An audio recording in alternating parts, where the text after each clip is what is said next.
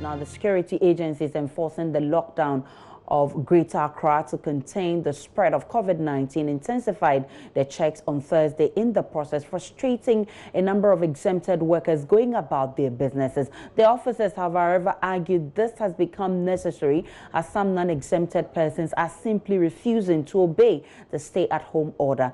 Joy News' Joseph Akable this morning spent some time at the Tesano checkpoint and has come through with this report. You not go. To take medicine, give my wife. That's not the issue. That's not the issue. Somebody was about going to the hospital with proved. What's the ID card? A year, just said. Give birth at Atomic Community. Huh? Atomic. You will not go back. So I'm going to take. Go back. Go back. Driver. Obia unkuta. Just say. Oh yeah, essential. Okay, essential workers no. We don't know. I'm here at Tesano, some few meters away from the police station.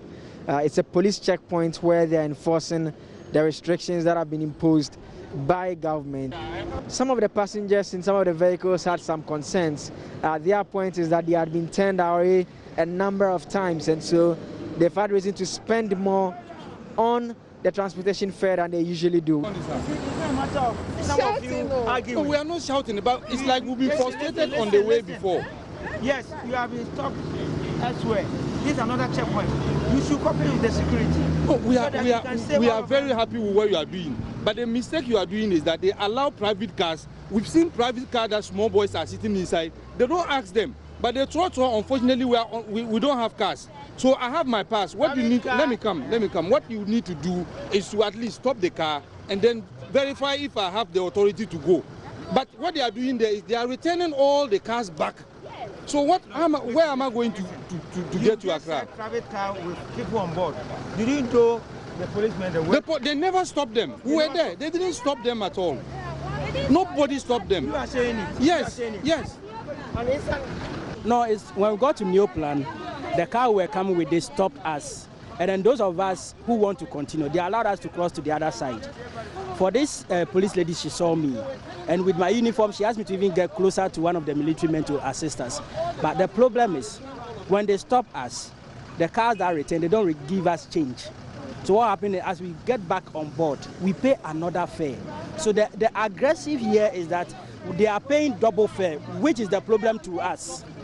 But what they are doing, we don't have a problem with it. But the double fare we are paying is the problem we are facing.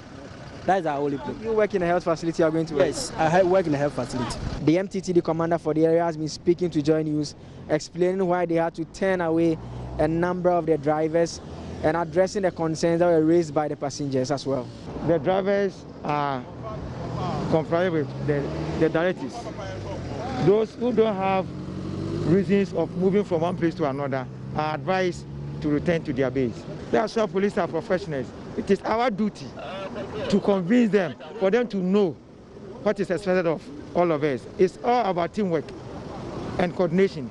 So if somebody is not getting things right, it is up to you, the security officer, to induce the people for them to know the reason why this exercise is ongoing. Ghanaians should be able to cooperate with the security because it is due to their, I may say, due to their interest.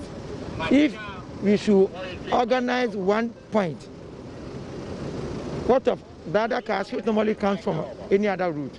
So if you are from Amasaman coming and you stop at New Plan, don't think that's the only checkpoint.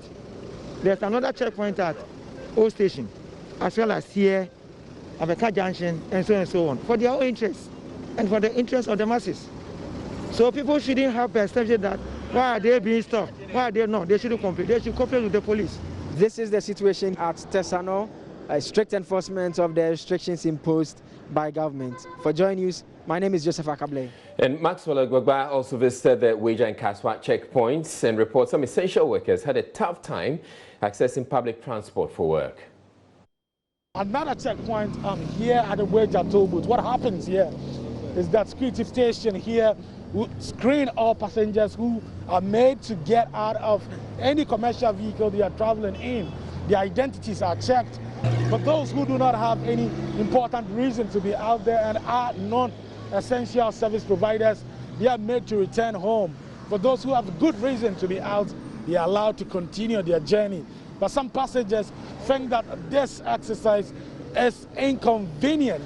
They say that they have to drop many times on the road to pick other vehicles to continue their journey. I've been speaking to the Wager MTTD commander, and he's been explaining to me how the exercise is going on here. Actually, as you can see, we are making sure that anybody who is not supposed to cross to the other end wouldn't be allowed. However, I know there are some essential workers who has to be allowed to go and perform their duties. We allow those who are supposed to be, but if you are not supposed to be allowed, we wouldn't let you go. Oh, sorry for the inconvenience, but as we all know, as the situation demands, that's how we are working. Conspicuously missing here are the Wager toll booths and the sellers who usually line both sides of the road to do business. All of them complying with the directive to stay home.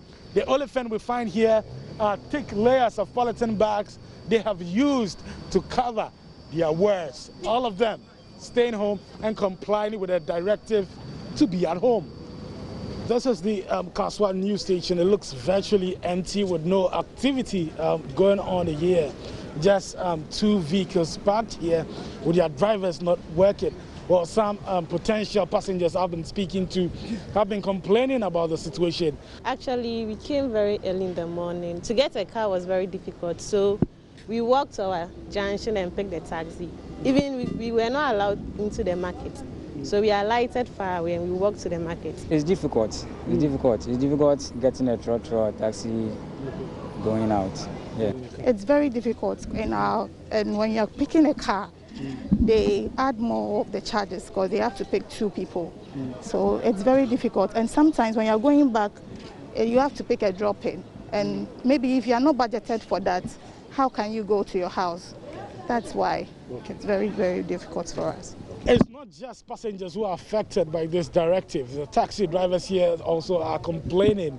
They say they've been here for hours without any passengers coming closer to them. It has also affected their sales. I've been speaking to some of them here.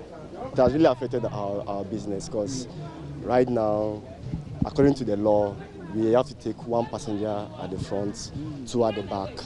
So it reduces our income. And it's really affecting our taxi business. So there's nothing we can do about it. Since we are also trying to help and protect the masses, so we just have to abide to the laws of the government so that we can contain the spread of the virus. It's normal, but nobody for the street. But tell you that they work. But sometimes if they go and block the road, they go to another place. Then we come back to the station.